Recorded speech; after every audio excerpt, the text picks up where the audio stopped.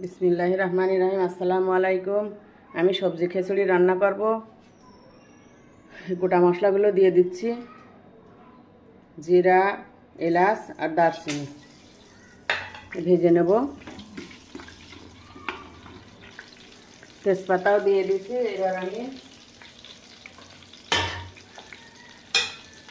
এবার আমি পেঁয়াজ, রসুন এগুলো দিয়ে ভালো করে ভেজে নেব।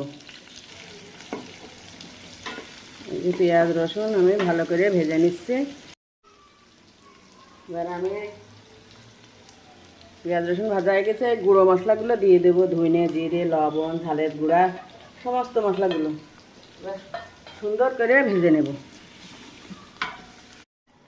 আমি এবার সবজিগুলো দিয়ে দিচ্ছি। মশলা ভাজা হয়ে গেছে, ফুলকপি আর সিম দিয়ে দিচ্ছি, পাতাকপি পরে দেবো।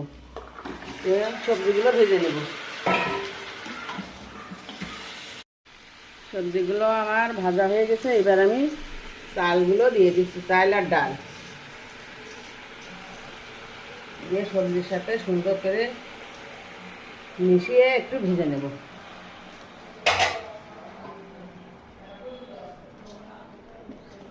মিশিয়ে দেবো, এবার মিশিয়ে ভেজে নেব, দিয়ে পানি দিয়ে দেবো।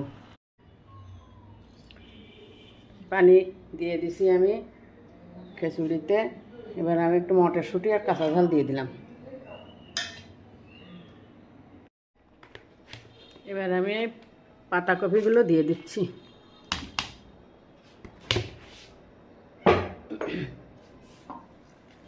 দিয়ে মিশিয়ে দেব।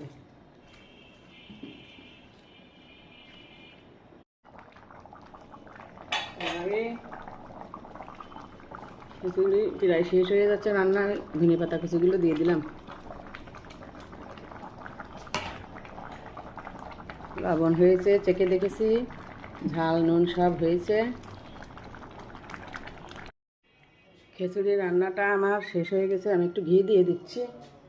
রান্নাটা কেমন হলো? নরম খিচুড়ি। একটু ঘি দিয়ে দিলাম। ঘি দিলে সেন্ট করে সুন্দর, ঘেরানটা সুন্দর হয়। রান্নাটা কেমন হলো আমার কমেন্টে জানাবেন সবাই। লেটকা খিচুড়ি নরম। আল্লাহ হাফেজ।